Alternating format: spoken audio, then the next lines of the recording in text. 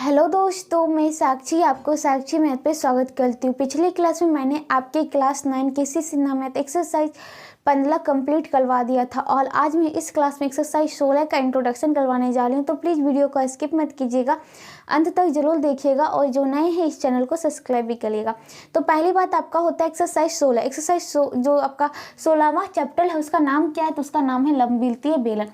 लंबविलतीय बेलन। अब यहाँ पे देखिएगा, लंब तो पता चल रहा है कि लंब पता चल रहा है कि नाम तो सुना हुआ है कहीं कहीं पे। पहली बात, इसमें जो जुड़ा हुआ है विलतीय बेलन उसको समझ लेते हैं, फिर लंबविलतीय बेलन किसे कहते हैं उसे भी समझ लेंगे। ठीक है, राइट सर्कुलर सिलेंडर किसे कहते हैं? तो पहली बात, लंबविलतीय बेलन। विलतीय बेलन किसे कहते हैं? अब मान लीजिए कि हमने ठोस आकृति में घन और घनाभाकार का आकृति देख लिया है। अब कुछ आकृति देखते, जैसे कि मान लीजिए कि घर का जो पिलर होता है वो किस आकृति का है भाई, उसको किसके अंतर्गत रखेंगे। फिर देखिए आपका जो सिलेंडर होता है वो किसके अंतर्गत रखेंगे। वो आपका आकृति कुछ इस प्रकार से होता है, कुछ इस प्रकार से आकृति होता है और इस टाइप की आकृति को हम क्या कहते हैं? वृत्तीय बेलन कहते हैं, विलतीय बेलन कहते हैं। ठीक है, तो ये जो होता है आपको क्या दिख रहा है, ये विलतीय बेलन किससे घिरा हुआ है जिससे कि हम इसका परिभाषा निकाल के लिख सके। तो आपको दिख रहा है, एक तो क्या दिखते भाई, ये भी आपका विलतीय बेलन के अंतर्गत आएगा। एक आपको क्या दिख रहा है, पार्श्व वक्र या पृष्ठ वक्र दिख रहा है। ऊपर नीचे क्या है आपके वृत्त, जैसे किसमें देखिए ये आपका वक्र हो गया और ये जो है वृत्त है और ये जो है वृत्त है। अब बात क्या होती है, जितना ऊपर त्रिज्या का वृत्त लेगा उतना ही नीचे लेगा। अर्थात कहने का मतलब क्या है, वो जो वृत्त होंगे वो सर्वांगसम वृत्त हो गए। और अब यहाँ पे अनुप्रस्थ परिच्छेद, कहने का मतलब क्या है कि जैसे जिस साइड में यहाँ पे होगा मतलब कि सीधा उसके नीचे अनुप्रस्थ, जैसे कि हम लोग साइंस में पढ़ते हैं ना, क्या भाई प्रकाश किस तरंग से चलती है? तो अनुप्रस्थ तरंग से, ध्वनि अनुदैर्घ्य तरंग से। तो यहाँ पे अनुप्रस्थ कहने का मतलब क्या है, ऊपर नीचे की बात हो रही है। ठीक है, और अनुदैर्घ्य रहता तो हम कहते हैं समांतर, जो भी चले बस पैरेलल होती है। ठीक है, तो यहाँ पे हम बात क्या कर ले, जो होते अनुप्रस्थ यानी कि सीधा उसके नीचे। ओके, तो यहाँ पे देखिएगा विलतीय बेलन किसे कहते हैं, हम कह सकते हैं क्या, ये भी तो एक ठोस आकृति जिस प्रकार ये है आपके क्या कहते हैं उसको, जो घर का जो पाया की मैंने बात की पिलर की वो हो गया, सिलेंडर की बात की वो भी तो ठोस है थोड़ी ना, वो क्या कहते हैं वो ठोस नहीं है, ठोस ही है। ठीक है, तो वह ठोस जिसका एक पार्श्व वक्र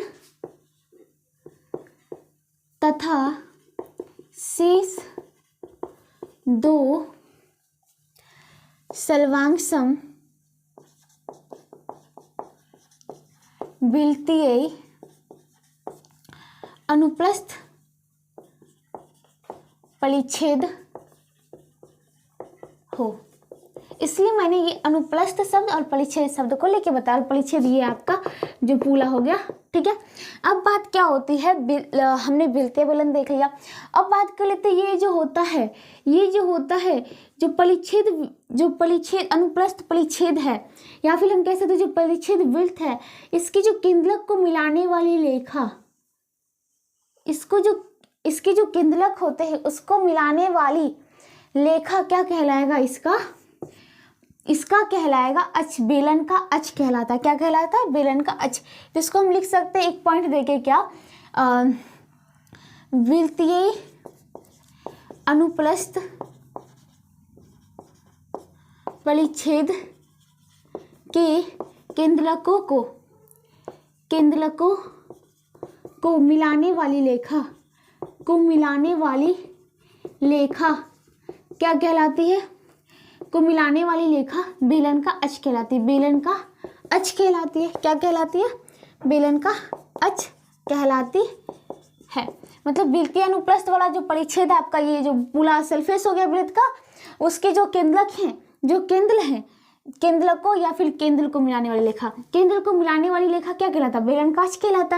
अब यही देखिएगा, ये तो था क्या, विलतीय बेलन चल रहा था। ठीक है, अब बात क्या होती है कि हमें जाना है लंबविलतीय बेलन। हमारा चैप्टर का नाम है लंबविलतीय बेलन, ना कि विलतीय बेलन, लेकिन समझना था वो विलतीय बेलन होता वो किसे कहते हैं। अब हम आते हैं लंबविलतीय बेलन पे। जब ये बेलन का जो अक्ष है ना, बेलन का अक्ष, ये परिच्छेद जो विलतीय है ना, इस पे जब लंब हो, जब बेलन का अक्ष वृत्त पर लंब भी हो सकता है या परिच्छेद वृत्त का ये वृत्तीय परिच्छेद पर लंब हो तो वो क्या कहलाता है, उसे कहते हैं लंबवृत्तीय बेलन। क्या कहते हैं, जब क्या कहे बात, बेलन का अक्ष वृत्तीय परिच्छेद पर लंब हो तो उस बेलन को लंबवृत्तीय बेलन कहते हैं। क्या कहते हैं, लंबवृत्तीय बेलन। उस बेलन को लंबवृत्तीय बेलन कहते हैं, उसको हम वृत्तीय बेलन भी कहते हैं। क्या कहते हैं, वृत्तीय बेलन या उसको आप कह सकते हैं वृत्ताधार।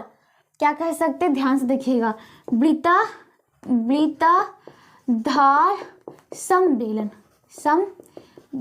यहाँ पे संधि हो गई वृत्त से वृत्ता और आधार। यहाँ पे अगर आप इसको तोल के भी लिख सकते हैं वृत्त के आधार, इसको जोड़ के लिखा है, इसको जोड़ के संधि करके वृत्ताधार लिखा है। ठीक है, इस प्रकार से, ये अलग कोई शब्द नहीं है, नया शब्द नहीं है, यहाँ पे बता दिया था। ठीक है, तो ये हो गया वृत्ताधार समबेलन कहते हैं। तो 3 नाम से जान सकते हैं आप इसे, लंबवृत्तीय बेलन कह सकते हैं या फिर वृत्तीय बेलन कह सकते हैं या फिर वृत्ताधार समबेलन कहते हैं। ठीक है, अब हम लोग ज़्यादातर यूज करते हैं कि लंबवृत्तीय ही होता है, उसे सिर्फ बेलन कह के निकल जाते हैं। ठीक है, तो यहाँ से हम ये एक बात कह सकते हैं कि अगर हम आम मतलब कि साधारण भाषा में बेलन कह के तो निकल जाते हैं, लेकिन सही लगेगा कि हम उसे लंबवृत्तीय बेलन ही कहते चले। ओके, यहाँ तो समझ में आ गई, लंबवृत्तीय बेलन कहते हैं। अब यहाँ पे देखिएगा, इसको एक और तरीके से हम क्या कर सकते हैं, परिभाषा कर सकते हैं।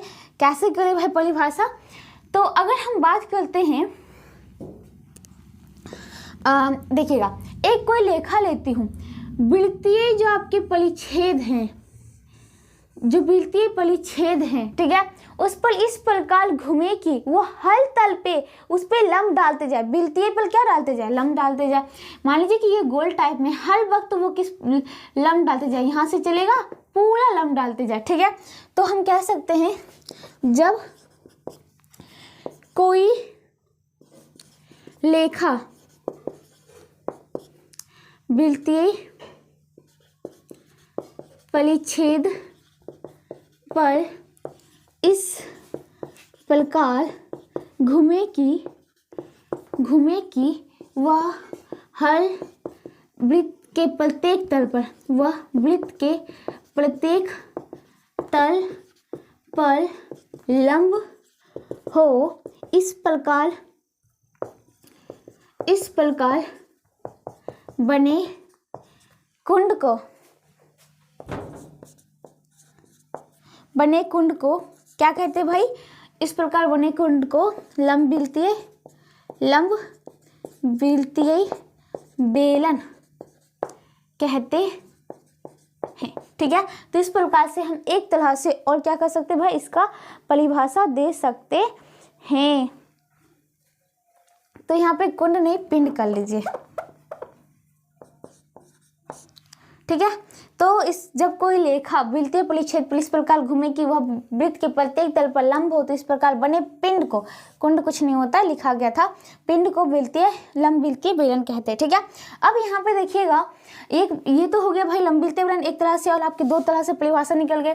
तीसरी बात देखिएगा, क्या अगर हम लंबवृत्तीय बेलन की बात कर लेते हैं, मान लीजिए कि एक आयताकार आपका क्या ले लिया, कागज ले लिया। ठीक है, अब आयताकार कागज ले लिया, इसको एक साइड को मैं निश्चित कर देती हूँ, एक भुजा को स्थिर कर देती हूँ और इस दूसरी भुजा को इससे जाके सटा देती हूँ।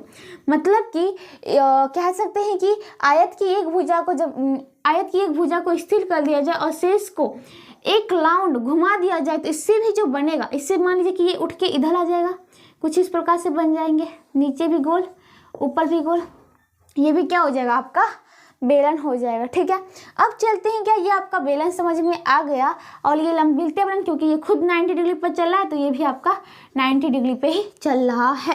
अब बात होती है क्या, लंबवृत्तीय बेलन हो गया। ठीक है, परिभाषा समझ में आ गई, किसे कहते हैं, ये छोटी सी बात थी, समझ गए। अब बात क्या होती है, लंबवृत्तीय बेलन क्या,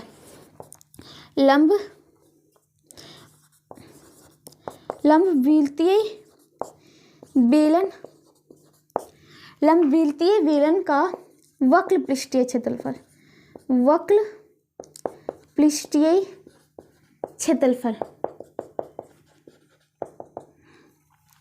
लंबिलतीय बेलन का वक्र पृष्ठीय क्षेत्रफल क्या होता है? उससे पहले एक चीज मैं बता देती हूँ आपको। अगर देखिएगा हम एक वृत्ताकार, अब बेलन को कैसे समझे भाई, अगर आपको आकृति नहीं दिख रहा है तो मान लीजिए कि एक वृत्ताकार शीट लेती हूँ, ठीक है, मोटाई का थोड़ा सा कोठी ले लीजिए, कुछ भी ले लीजिए, ठीक है, एक ही साइज को मैं काट के इसी पर लगते जाती हूँ, लगते जाती हूँ, लगते जाती हूँ, तो इस प्रकार आपकी जो बन रही आकृति वो क्या हो गई, वो फिर से आपके बेलन हो गई, क्योंकि मैंने बोला समान आकार का लेने के लिए, ठीक है, ये मैंने करते करते बड़ा छोटा हो गया, बट आपको समान आकार का वृत्ताकार शीट लेना है। तो अब बात होती है कि लंबिलतीय बेलन का वक्र पृष्ठीय क्षेत्रफल क्या होगा। अब यहाँ पे पता चल क्या रहा है आपको, वक्र का ही सिर्फ निकालना है, वक्र का। अब मैंने आपको बताया था कि जब घन और घनाभ की याद कीजिए कि जब घन और घनाभ का वक्र पृष्ठीय क्षेत्रफल निकालना हो तो ऊपर नीचे को छोड़ दो, ऊपर नीचे छोड़ देना है ना। तो इस प्रकार भी यहाँ पे भी सिर्फ देखिएगा क्या करना है आपको, ये नीचे वाले तल जो था उसको छोड़ देना है, बाकी बचेगा आपका सिर्फ वक्र वाला, ऊपर के भी वृत्त को छोड़ देना है तो बाकी क्या बचेगा, सिर्फ वक्र वाला, ठीक है। अब पृष्ठीय क्षेत्रफल कहने का मतलब जहाँ पे हम लांग सकते, मान लीजिए कि एक खोखला बेलन लेता हूँ, ऊपर में भी ढक्कन नहीं है, नीचे में भी ढक्कन नहीं है, ठीक है, सिर्फ एक खोखला सा बेलन है। अब उसको लांगना है तो बाहर से कागज पे लांग देंगे। तो यहाँ पे देखिएगा अगर हम बात कर लेते हैं लांगेंगे किस पे, मान लीजिए कि मैंने वृत्ताकार शीट दिया था तो इस वृत्ताकार शीट की परिधि को ही लांग सकते, इस प्रकार से यहाँ पे इसकी परिधि जो है उसको लांगेंगे, इसको लांगेंगे, इसको लांगेंगे, फिर इधर चलेगा, इस प्रकार से लांगते चलेंगे। तो यहाँ पे एक बात मैं कहना चाह रही हूँ क्या, तो ये जो हम वृत्त की परिधि को लांग ले, किसको, वृत्त की परिधि को, जो कि होता क्या है 2πr वृत्त की परिधि। अब यहाँ पे एक था, 2 होगा, 3 होगा, 4 होगा, 5 होगा, 6 होगा, 7 8, तो मतलब कि अगर कुल जोड़ के तो आपको क्या दिया होगा, हाइट दिया होगा, इनटू हाइट कर देते, बस यही करते हैं ना, और कुछ करते।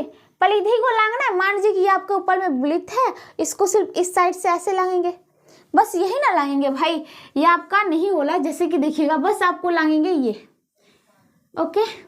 नीचे वाला जो आपका गोल पूला रहेगा, मान लीजिए कि ये देखिए ये आपका मान लीजिए कि हो गया, ठीक है, आपका क्या बन गया, बेलन बन गया, देख लीजिए, ओके। तो अब बात कर लेते हैं कि इसका हमें लांगना है क्या, वक्र पृष्ठीय क्षेत्रफल। तो लांगेंगे किसे, हम बस ये इस वाले पार्ट को लांगेंगे। तो इसको लांगने के क्या करना है, नीचे में है क्या बेलन, तो बस इस बेलन का पहली बात तो इसका परिधि जो होता है उसको लांगते चलेंगे, ऊपर बढ़ते चलेंगे, हाइट से गुना कर देंगे, तो इस प्रकार से भी कर सकते हैं, ठीक है। तो ये क्या आ जाएगा 2πr इंटू h, या फिर देखिएगा मैंने क्या बोला, लंबिलतीय बेलन आयत से भी बने होते, आयत से बने होते हैं, इसको आप मोलेंगे, एक साइड को स्थिर कर दिया, ये कुछ इस प्रकार से ऊपर हो जाएगा, ये कुछ इस प्रकार से नीचे हो जाएगा, ठीक है। ऊपर में तो ढक्कन लगेगा नहीं, क्यों भाई, ये मूल जाएगा, सिर्फ ऊपर में क्या रहेगा, ये जैसे कि अभी बात की थी परिधि, सिर्फ एक ही गोलाकार परिधि लेगी, ठीक है। तो यहाँ पे अगर बात कर लेते हैं क्या, ये आयत के मूल के ये बना है, आयत से बन गया क्या आपका बेलन, और इसका वक्र पृष्ठीय क्षेत्रफल सीधा मोल के बनाए हैं, तो ऊपर में जो उसकी जो कह सकते हैं कि खुला ही लेगा, ऊपर नीचे खुला ही लेगा, बस बीच में ये वक्र टाइप में ऐसे शेप हो गया है, ठीक है। तो कहने का मतलब क्या है कि अगर हम बात कर लेते हैं कि इसका वक्र पृष्ठीय क्षेत्रफल निकालना है, यानी इसका क्षेत्रफल निकाल दो, इसका होगा L इंटू बी। अब L क्या चल गया, L यहाँ पे चल गया क्या, ये देखिए ये मूल की वृत्त के आकार का ले लिया। अब लंबाई क्या हो जाएगा, ये वृत्त की परिधि में आ गया, मतलब परिमाप में आ गया या परिधि जो कहिए, जो कि 2πr हो गया इनटू, अब हाइट जो था b, ये b इसमें हाइट का गिनती कर रहा है तो h हो गया 2πr इंटू h, इस प्रकार से, ठीक है। अब देखिएगा लंबिलतीय बेलन का बेलन भी आप ज़्यादातर देखेंगे कि जो आपके क्वेश्चन आएगा सिर्फ बेलन लिखा रहेगा, लंबिलतीय बेलन नहीं देगा, ठीक है। तो टेंशन मत लीजिएगा, क्योंकि चैप्टर का नाम आपको दे रखा है लंबिलतीय बेलन, तो उससे पे आधारित क्वेश्चन रहता है, ठीक है। तो लंबिलतीय बेलन का वक्र हो गया तो कुल पृष्ठीय क्षेत्रफल, कुल पृष्ठीय क्षेत्रफल। अब कुल पृष्ठीय क्षेत्रफल कितना हो जाएगा, लंबवृत्तीय बेलन है, यहाँ ध्यान रखिएगा, ठीक है। आपको अगर बेलन ऐसा बना दे क्या वो एक दूसरे पे लंब नहीं आला तो वो बेलन लंबवृत्तीय नहीं कहलाएगा, बस बेलन रह जाएगा, वृत्तीय बेलन। तो लंबवृत्तीय बेलन का कुल पृष्ठीय क्षेत्रफल कितना होगा। अब कुल पृष्ठीय क्षेत्रफल हम कैसे निकालते थे, घन और घन आपका एक चीज का सीख लिए तो मानो सबका सीख लिए, ठीक है। उसमें 6 फलक होती थी, उस 6 फलक को लेते थे। इसमें 3 है आपका, तीन ही सतह आपको दिख रहे थे, एक तो वक्र, 2 आपके वृत्त सर्वांश वृत्त देख रहे थे। तो मतलब कि अगर बात कर लेते हैं इस वक्र का मतलब कि इसका जो कुल पृष्ठीय क्षेत्रफल हो जाएगा बेलन का वक्र पृष्ठीय क्षेत्रफल प्लस जो नीचे में, अब मान लीजिए कि अब दोनों तरफ ढक्कन लग गया है, जो आपका ढक्कन खुला था अब उस पर मैंने ढक्कन डाल दिया, ठीक है। जैसे कि मान लीजिए ये हो गया, ये तो आपको खुला दिख रहा है, लेकिन अब मैं इसको ऐसे सटा देती हूँ, आपको बंद दिख रहा है। आप तो यहाँ पे भी लांग सकते, साइड तो लांग ही ले, साथ साथ आप यहाँ पे भी लांग सकते, पेंट कर सकते, या यहाँ पे भी आप इसको कालीन को क्या कर सकते, बिछा सकते हैं। तो यानी कि हम वक्र को तो लांग ही ले भाई, वक्र जो यहाँ पे था ये तो लांग ही ले, साथ साथ जो ऊपर नीचे 2 वृत्त बने थे उसे भी लांग ले, जो कि मान लीजिए यहाँ पे, हाँ ये वृत्त की त्रिज्या r थी इसलिए 2π×h लेके चले थे, ठीक है।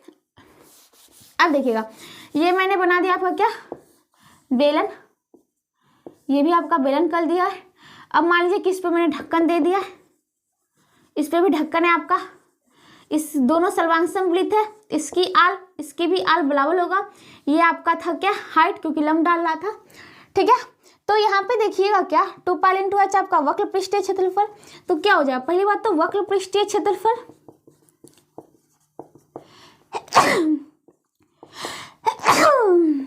प्लस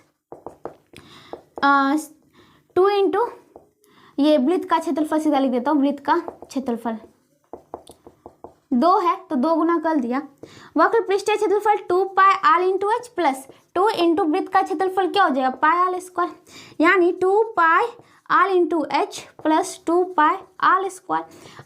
2πr को कॉमन लेता हूँ, बच्चा क्या h+r, बस हो गया आपके, ठीक है। अब ये हो गया। अब बात करते हैं क्या, बेलन का आयतन कितना होगा। यहाँ तक तो समझ में आ गया, पेंट करने वाली बात थी, चलो पेंट तो कर दी, ठीक है। अब बात होती है कि बेलन का आयतन कितना होगा। तो देखिएगा यहाँ पे देख लेते हैं, बेलन का आयतन कितना होगा।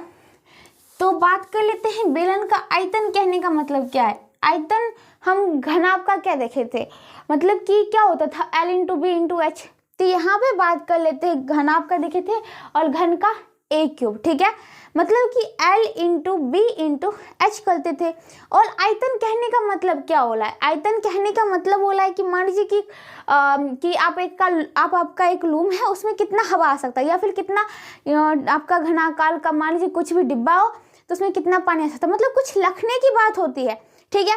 अब मैंने एक बात आपको बोला था कि अगर मैं एक वृत्ताकार शीट ले लूँ एक ही लंबाई का, ठीक है, उसी को रखते जाऊं नाप करके रखते जाऊं, बराबर रखते जाऊं, ठीक है, देखते जाइएगा, ठीक है।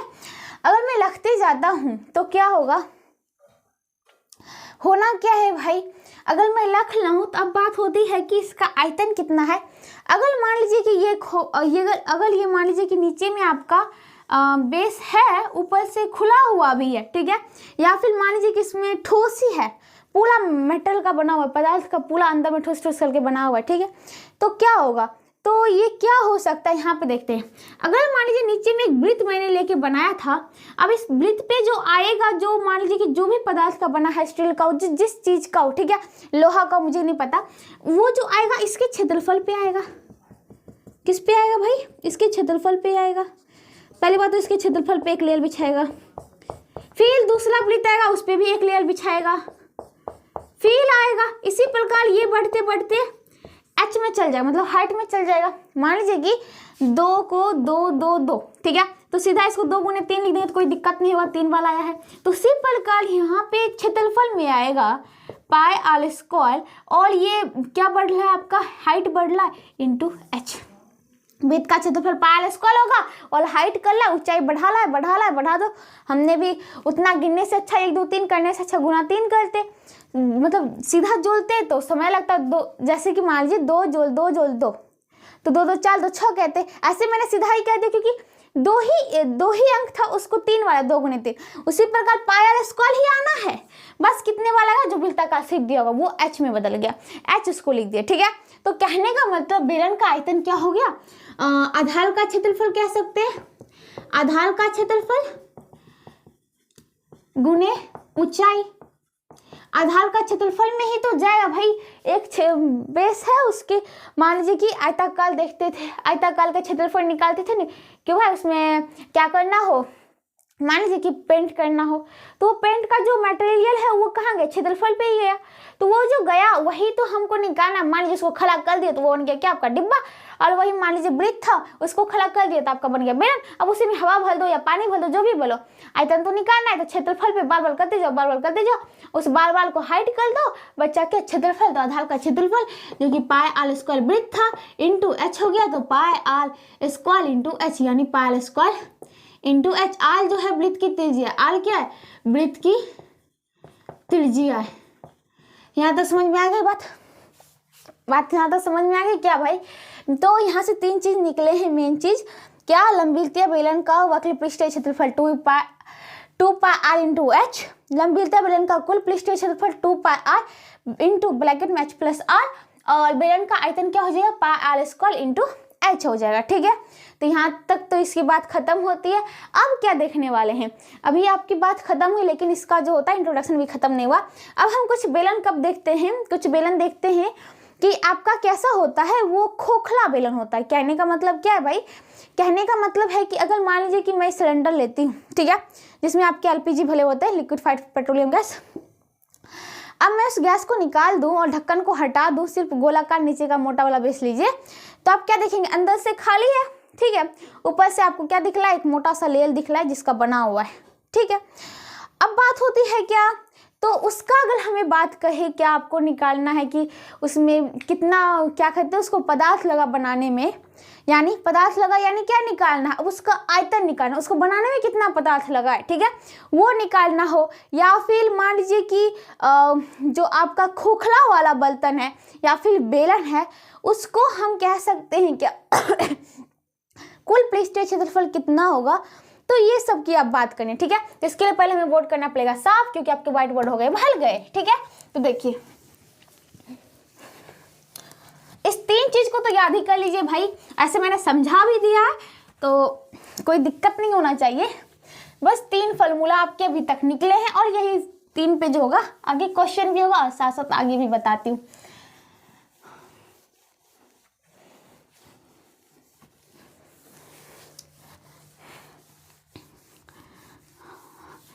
तो देखिएगा, अब बात होती है कि हमने 3 चीज क्या सीखा, सीधा यहाँ पे लिख देती हूँ, एक बार रिवीजन हो जाएगा।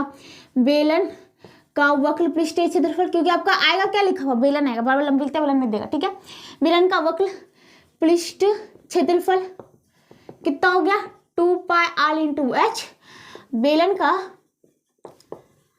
संपूर्ण पृष्ठ क्षेत्रफल कितना हो गया, संपूर्ण पृष्ठ क्षेत्रफल कितना हो गया भाई, ये आपका हो गया 2 पाई आर, कॉमन लिया एच प्लस आर हो गया। एंड बेलन का आयतन, बेलन का आयतन कितना हो गया भाई, बेलन का जो आयतन हो गया वो हो गया पाई आर स्क्वायर इंटू एच, ठीक है। तो pi r square into H, ये 3 चीज हो गई, ठीक है। अब खोखले बेलन की बात करते हैं। खोखला बेलन, ठीक है, खोखला बेलन की अगर मैं आकृति बनाऊं, चलिए एक मैंने अंदर वाला बना दिया, और देखिएगा ध्यान से, एक मैंने बाहर में एक और बना दिया,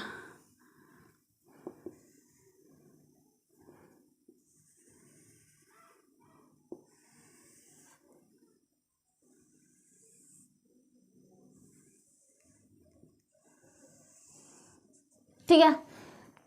और बात कर लेते हैं, ये आपका है पदार्थ, ये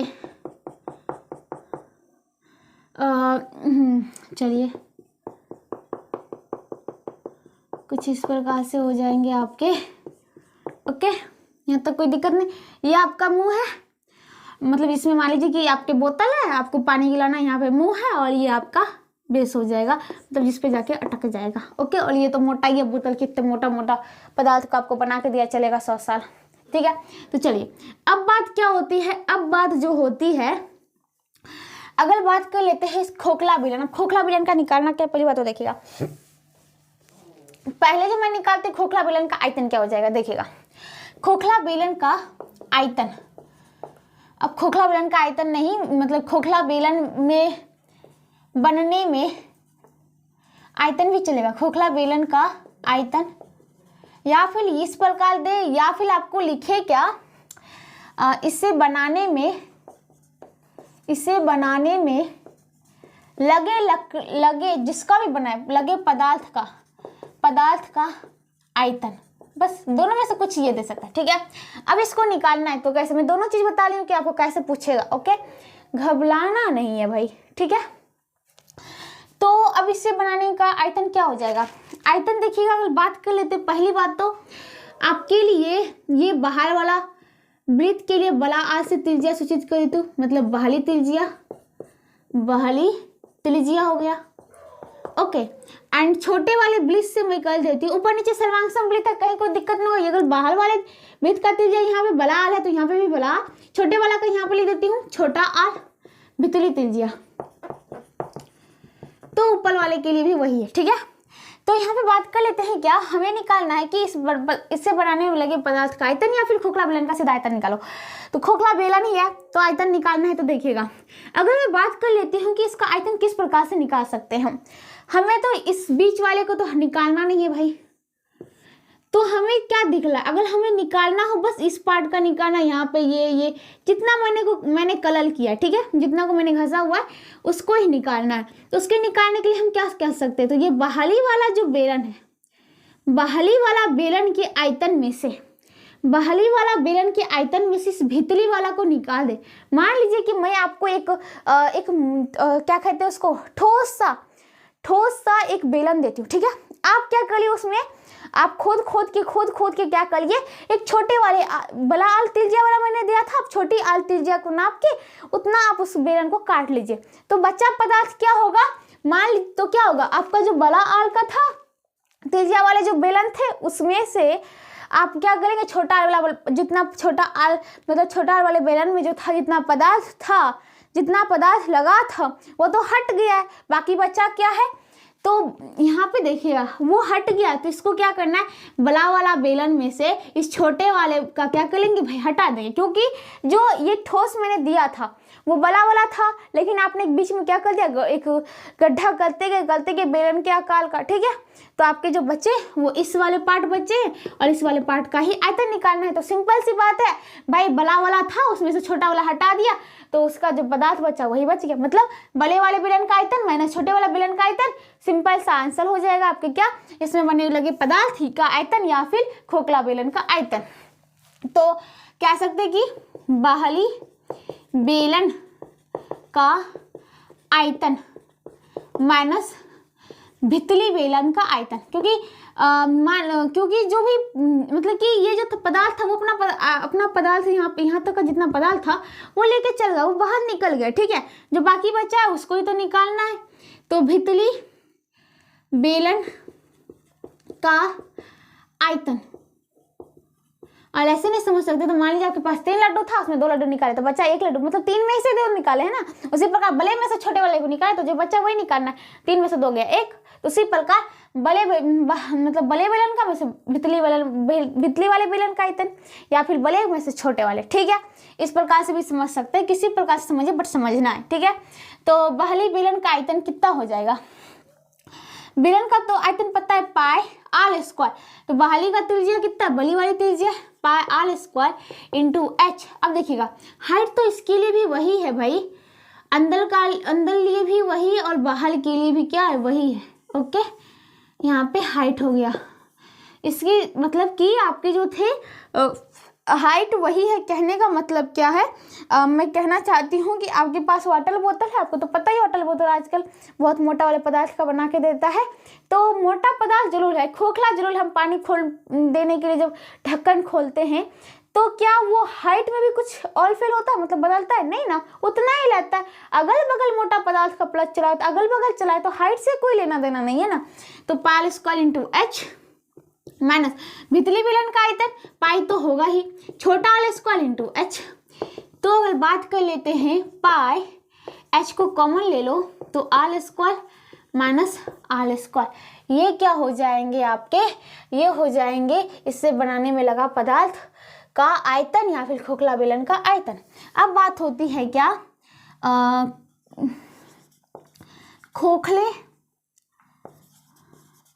खोखले बेलन का कुल पृष्ठीय क्षेत्रफल कितने होगा, कुल पृष्ठीय क्षेत्रफल। ओके, अब क्या करना है भाई, अब आपको लांघना है खोखले बेलन को, ठीक है। तो अब लांघना है खोखले बेलन को, तो ध्यान से देखिएगा। ये अब पदार्थ की तो बात नहीं हो रही, इसको इस वाले पिक्चर के लिए रहने देती हूँ और दूसरा पिक्चर बनाती हूँ। मान लीजिए कि ये एक आपका बेलन है, एक दूसरा भी बेलन है, ये हो गया, ठीक है। एक और बेलन बनाती हूँ, एक इधर से भी,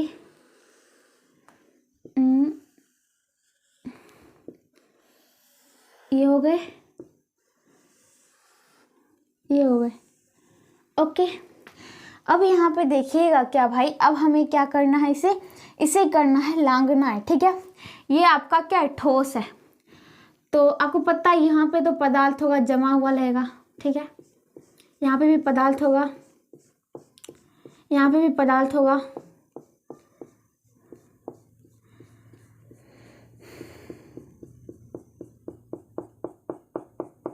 कुछ इस प्रकार से। यहाँ पे मान लीजिए कि सीमेंट का बना है तो सीमेंट ही चलेगा, यहाँ तक तो कुछ इस प्रकार से ये हो गए। ओके, अब बात होती है क्या, हमें क्या करना है, लांघना है। ओके, तो कोई दिक्कत नहीं भाई, लांघते सब करो। यहाँ पे भी इसको ऐसे कर देता हूँ, ठीक है। अब हमें इसे लांघना है, तो हम कहाँ से लांघ सकते, आप इसको यहाँ पे लांघ सकते हो,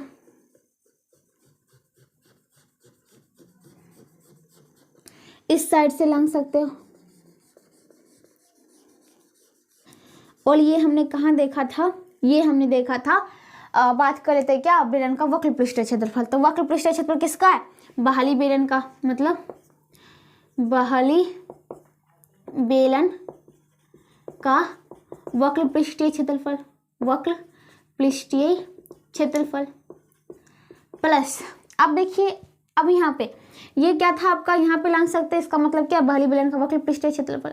अब है क्या, आपका बेलन खोखला है भाई, जब खोखला है तो आप क्या कर सकते हैं भाई, हाथ दे के आप इस पार्ट को भी तो लांघ सकते हैं, ये कुछ इस प्रकार से। यहाँ पदार्थ है, इसको लांघ चलाएंगे, पेंटिंग, आजा आजा आजा आजा, यहाँ तक आ सकता है, यानी कि इस साइड से भी यहाँ से चला,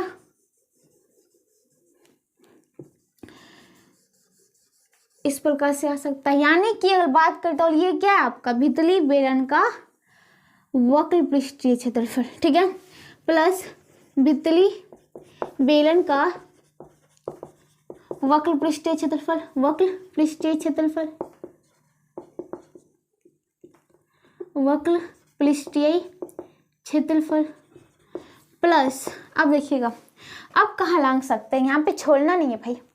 अब क्या बात होती है कि भाई यहाँ पे मान लो सीमेंट का बना था, अब ये यहाँ पे ये खाली है, ये आपका ढक्कन है, ये खाली है, ये आपका क्या है, खाली है, तो बच्चा कौन सा पार्ट है, आप इसको लांघ सकते हैं। ये सीमेंट का बना था, अब उस पर पेंटिंग चला दिए, चलो इस पर भी पेंटिंग, इस पर भी पेंटिंग चला दिए, ये लो पेंटिंग चला देता हूँ। हाँ, लेकिन मान लीजिए कि आपका बोतल का नीचे वाला पार्ट खुला हुआ है, ठीक है, तो बोतल जो है बहुत ही मोटा वाला पदार्थ का बना हुआ है, तो आप क्या करेंगे भाई, आपको लांघने का मन है, तो ऊपर में जो लहता है आप उसको भी तो लांघ सकते हैं कलर से, भाई इतने मोटाई का लहता है, उसको भी आप ऐसे लंघ चढ़ाओगे तो लंघा जाएगा ना।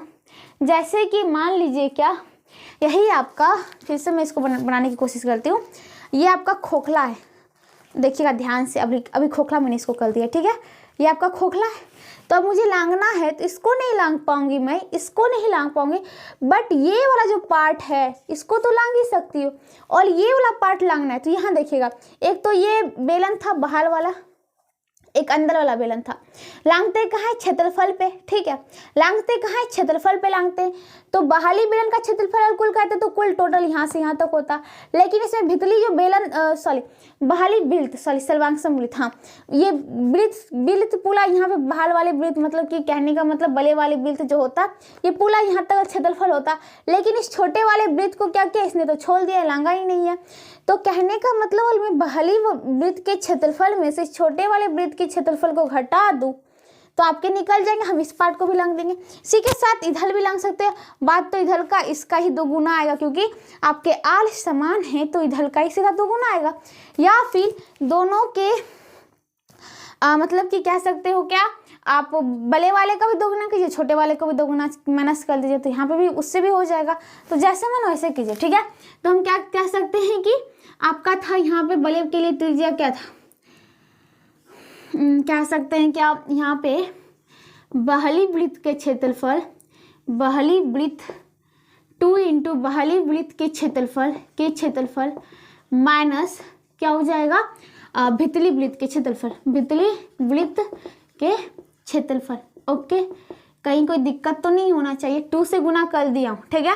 तो बाहरी बेलन का वक्र पृष्ठ क्षेत्रफल, बाहरी के लिए त्रिज्या क्या है? आल है।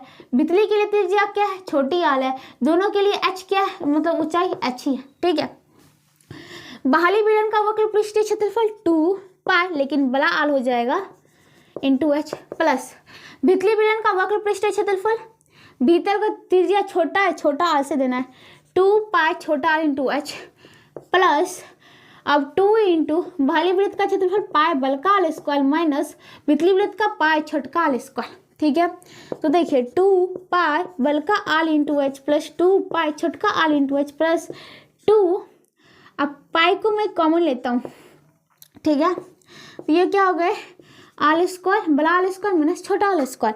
अब क्या करता हूँ, 2 पाई कॉमन ले सकता हूँ, तो बड़ा आल इंटू एच प्लस छोटा आल इंटू एच प्लस ये हो गया आल स्क्वायर प्लस माइनस माइनस आल स्क्वायर। इस प्रकार से भी लिख सकते हैं, या यहाँ पे भी इसको छोड़ सकते हैं, ठीक है।